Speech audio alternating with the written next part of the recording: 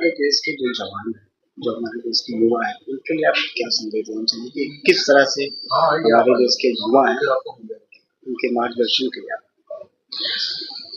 मैं अपने देश के युवाओं को ये कहना चाहूँगा कि ये राष्ट्र सर्वप्रथम, नेशन फर्स्ट का मूल मंत्र लेकर के जो युवा चलेगा, जो बढ़ेगा और जो इस राष्ट्र के महत्व को समझने की कोशिश करेगा, क्योंकि ये युवाओं का राष्ट्र है। ये राष्ट्र इन युवाओं का है, तो युवाओं को इस राष्ट्र की उन्नति और प्रगति के लिए चाहे किसी भी क्षेत्र में रहें, लेकिन एक कर्म ऐसा करें कि राष्ट्र उन्नति और प्रगति के पथ पर अग्रसर हो, अपने परिवार, समाज और राष्ट्र का उत्थान करें। बस यही मैं इन युवाओं से आह्वान करता हूं कि हम कहीं पर भी रहें, कैसे भी रहें, लेकिन हम राष्ट्र के लिए काम करें। जैसा कारगिल में युद्ध में आते हैं, तो उस समय क्या मंजर था कि आपने दुश्मनों को धूल चटाया और आपको भी सत्ता गोली लगी, तो उस समय क्या था जनता के? वो एक अलग मंजर था।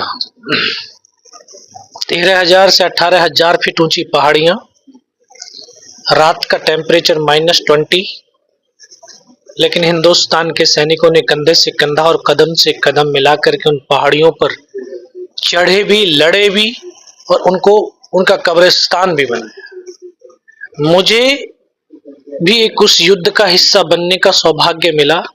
इसके लिए मैं इस माँ भारती को नमन करता हूँ, जिसने मुझे इस धरती में अपने गर्भ से पैदा किया और अपनी रक्षा के लिए एक रक्षक बना दिया।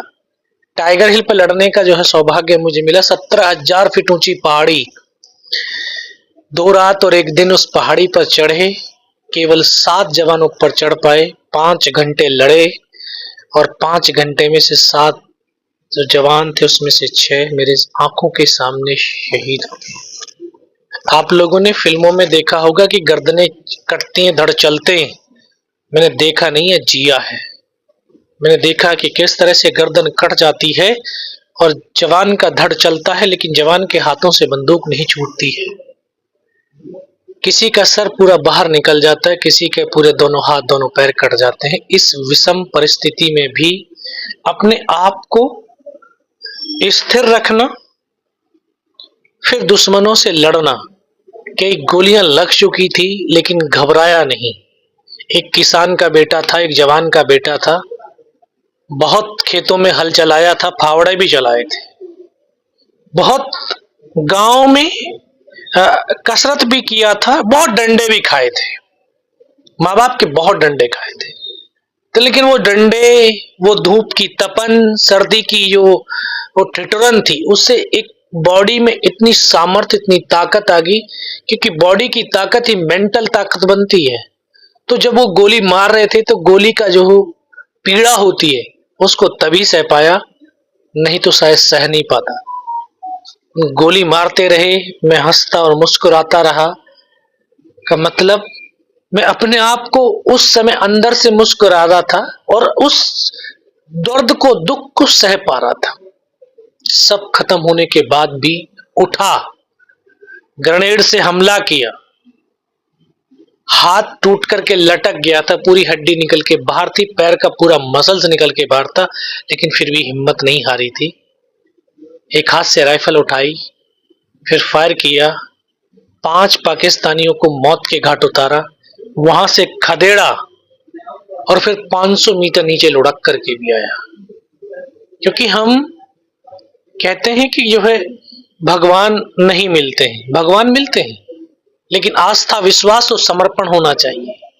जब अपने आप को समर्पित तो करके देखो, मैंने समर्पित किया, शायद हमारे कुल गुरु या कुल पिता बोले कृष्ण भगवान की शायद वो आवाज आई होगी, वो ही शायद उस रूप में आए होंगे, मुझे जो 500 मीटर उस पत्थरों में नीचे लेकर के आए, साथियों को सूचना दी, उसी के आधार के ऊपर, उस खबरों के आधार के ऊपर उन्हें उस टाइगर हिल टॉप के ऊपर हमला किया गया, टाइगर हिल को विजय पताका फहरा दिया। टाइगर हिल की जीत कारगिल युद्ध का यूटर्न था, सीजफायर हुआ और आज हम 26 जुलाई को कारगिल विजय दिवस मनाते हैं।